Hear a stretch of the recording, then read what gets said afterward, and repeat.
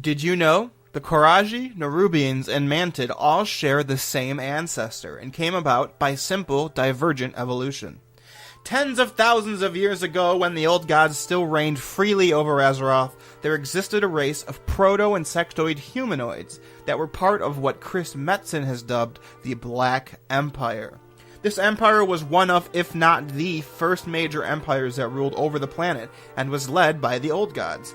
They had subjugated and corrupted this group of proto-insectoid humanoids, and turned them into the Ahn'Qiraj. The Ahn'Qiraj, along with the rest of the Black Empire, which included members like the Faceless Ones and the Elemental Lords, fought and ultimately lost to the Titans, who had arrived in Azeroth to purge the evil beings and leave the planet in a habitable state.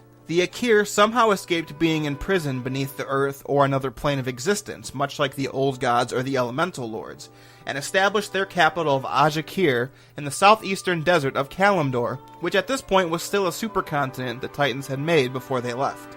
The Ahn'Qiraj were fiercely expansionistic, and came into contention with the only other two major civilizations of that age, the Gurubashi and the Amani Troll Empires. The groups waged war upon one another for thousands of years.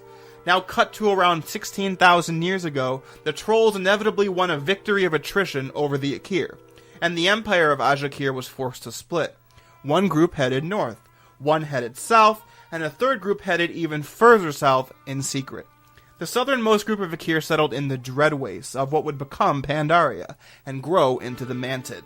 They would choose to willingly worship the seven-headed old god Yogg-Saron, who had been permanently killed by the Titans when they first arrived on Azeroth. The Mantid would build their civilization off of the backs of the Kunchong, colossal insects large enough to threaten whole towns on their own. Another group of Ahn'Qiraj traveled south, although not as far south as the would-be Mantids, and overthrew a Titan research station near Uldum, enslaving the Tol'vir there and creating a massive hive. This Titan facility housed a darker secret, however, as the Ahn'Qiraj discovered it also served as the prison for the old god Cthulhu. These Ahn'Qiraj would choose to follow Cthulhu, who in turn twisted them into the Qiraji, and together they formed the capital of Ahn'Qiraj.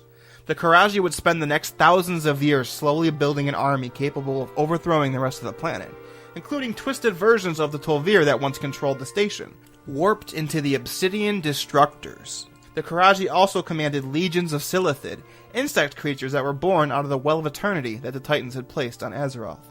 And finally, the group of Ahn'Qiraj that traveled north invaded and overthrew the Tol'vir societies in the lands of Northrend. They would take the Tol'vir architecture as their own and eventually become the Nerubians. The Nerubians would found the empire of Azjol-Nerub. Much like the Mantid with the Kuchong and the Qiraji with the Silithid, the Nerubians helped establish their empire with the aid of servants. In this case, these would be the Arachnithid, scorpion-like insects that inhabited Northrend. Unique to the Nerubians, however, are two key facts. One is that they would become the first target of the Lich King because they were immune to his plague of undeath.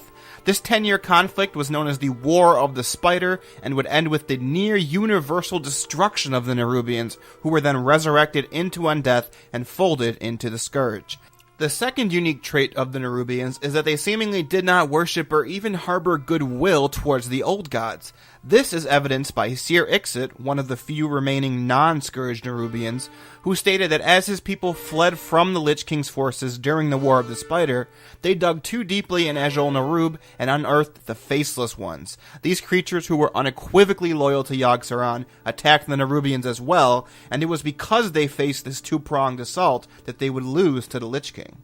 As for the Tol'vir, who were conquered by the Nerubians earlier on, the Lich King would take what few prisoners remained and twist them into his own forces, creating the terrifying Obsidian Destroyers, who were very similar, although still different, from the Obsidian Destructors that the Qiraji had. So, in the end, all of the troubles of the Qiraji, the Nerubians, the Silithid, the Mantid, all of them go back to the Ahn'Qiraj, created by the old gods themselves tens of thousands of years ago. And now you know.